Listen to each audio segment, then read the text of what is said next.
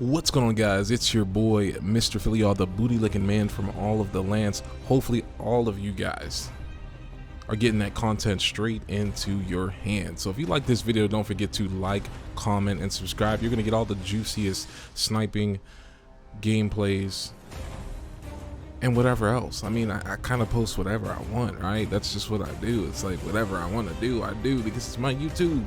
And that's what we do here when we have our YouTube, and we have that freedom of speech and freedom of everything that's in the Constitution, or whatever you want to call it. However, guys, again, this is Mr. Philly, the booty licking man from all the lands, dropping that content straight into your hands. If you like this video, don't forget to like, comment, and subscribe. Let's get it, boys.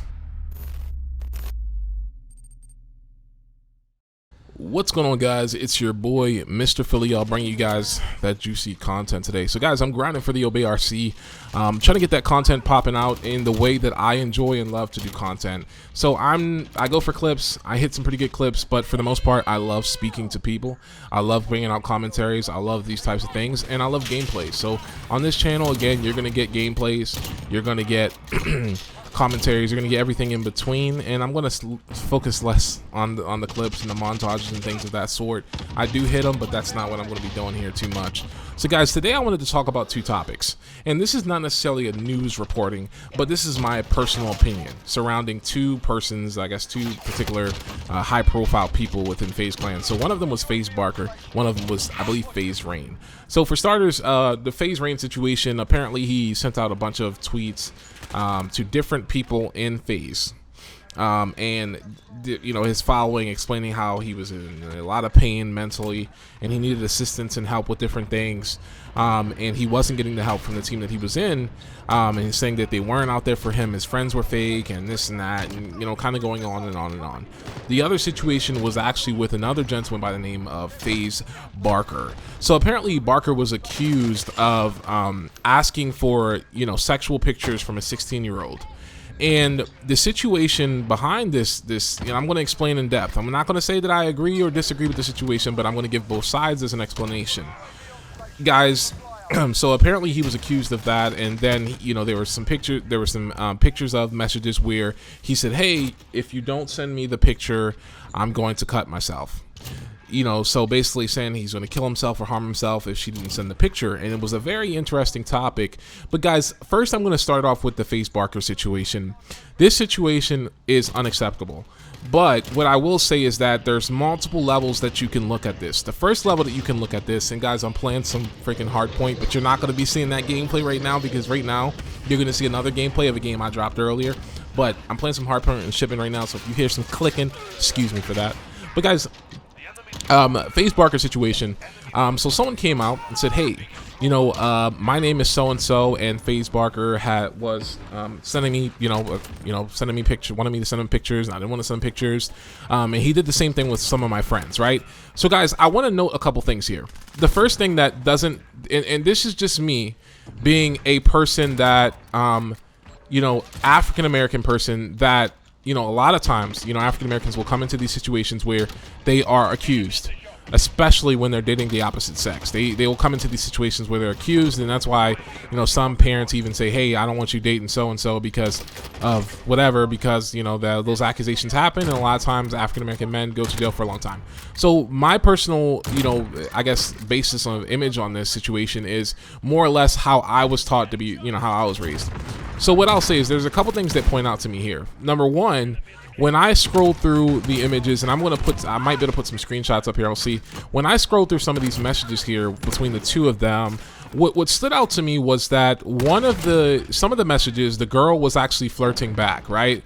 So I find this really awkward, because it's like, well, how do you say, okay, well, this person asked for explicit pictures while sexually, you know, flirting with someone that you personally knew was older than you, but then using that as a basis or reason to accuse them of asking for sexually explicit pictures from you, when you knowingly took part in the exchange of sexual, you know, words or sexual sexting or whatever you want to call it. That's the first thing that stood out to me that didn't make much sense.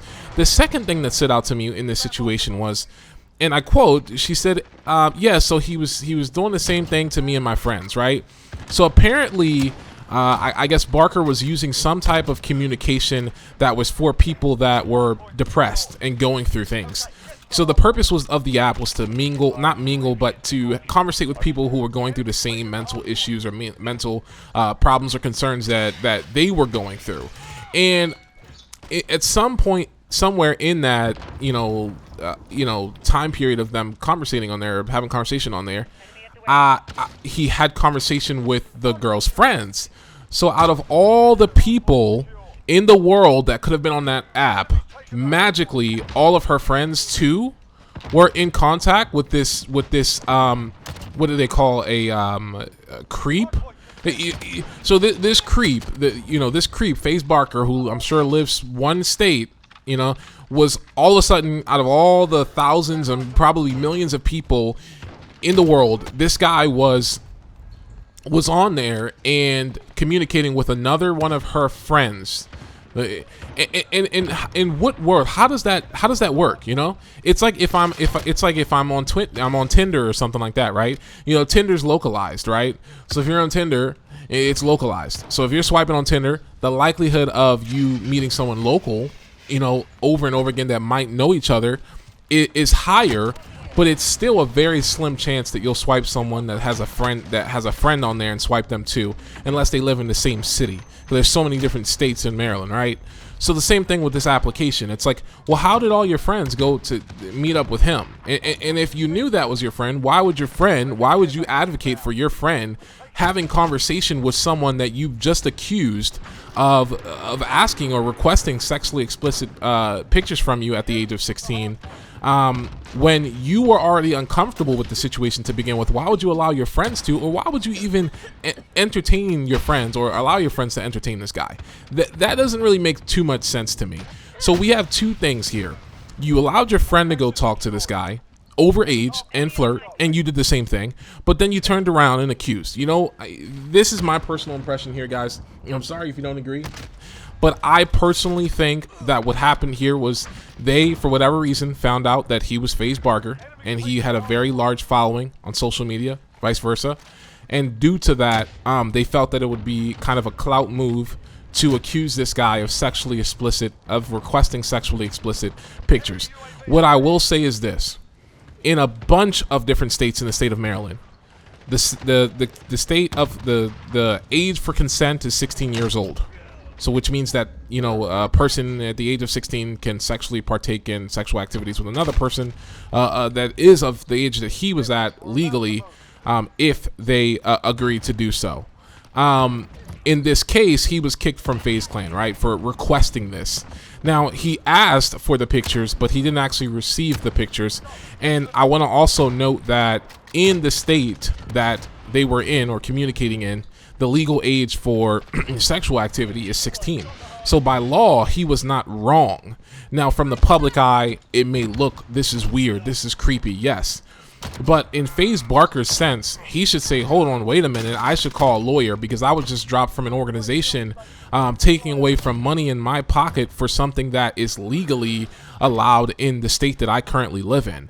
Now, there's also laws surrounding the exchange of pictures of certain age people, right? So if she would have sent a picture and she was 16, if explicit picture that she agreed to send to him, I think that was her choice. But I also think by law, he has to legally be allowed to obtain those pictures in the state that he's in, right? And I'm not sure if the state that he's in allows those pictures to be exchanged because there's also laws for that too.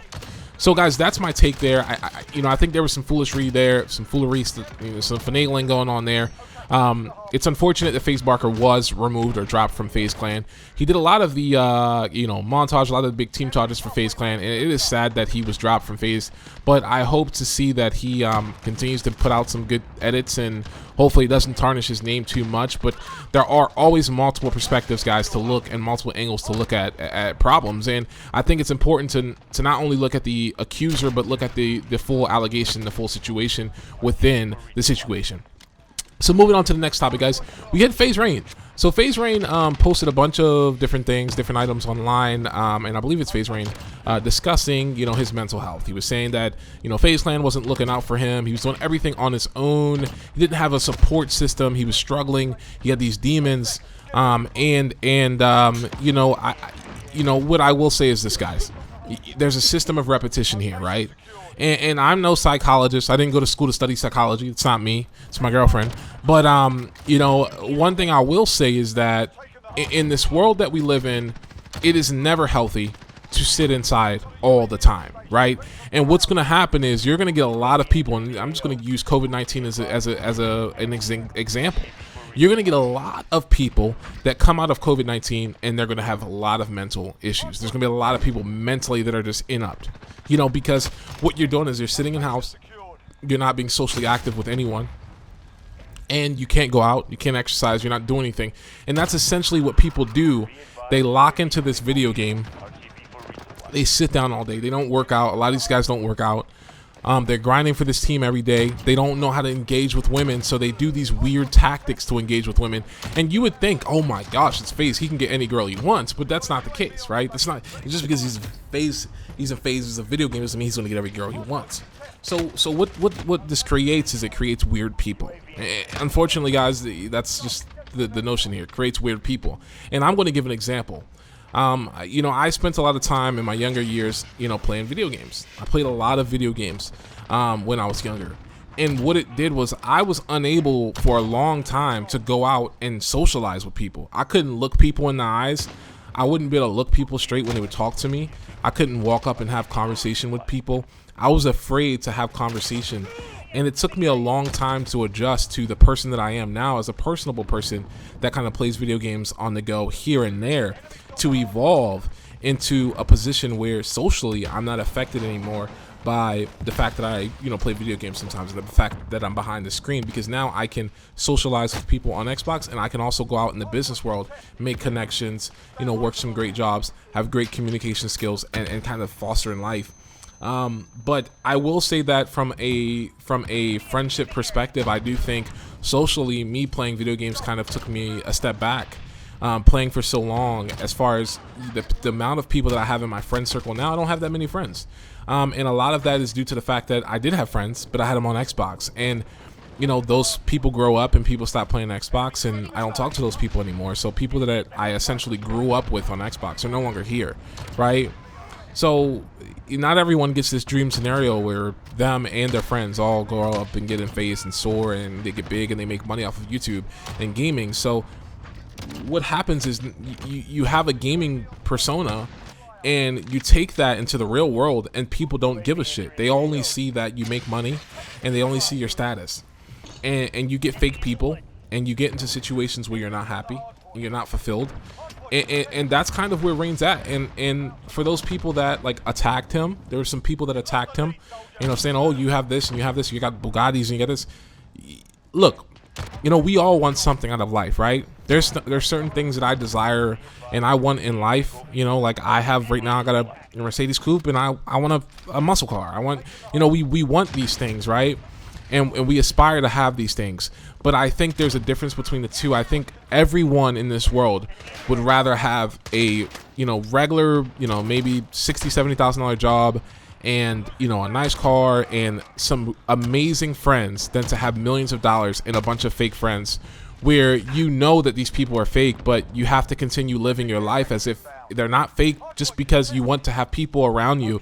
And so many of these, I guess, superstar people get into these situations. And to be honest, I think about that all the time when I think about Money Mayweather. I say, what a poor guy, what a poor man, poor guy. Not that he's poor, he's a millionaire, billionaire, but what a poor guy, because he walks around with an entourage that he pays six figures to walk around with him.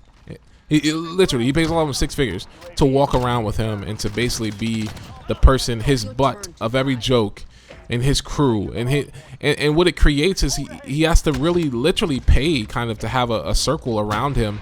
And I think that's where Rain's at, guys. I think Rain was in a situation where, he just couldn't take it. He couldn't take the fake. He couldn't take putting out for people that weren't, you know, that were nitpicking with the things that he was doing. And that's kind of the situation that people get into, and I think people have to understand that. You know, so guys, again, look, this is all I have to say. This is the message from this video. Mental health is always going to be an issue. But I think one thing that people are not focusing on is the effects of gaming, and not just gaming, but the effects of long-term gaming and overuse of gaming or video games or whatever the case may be, the effects on a person socially and mentally.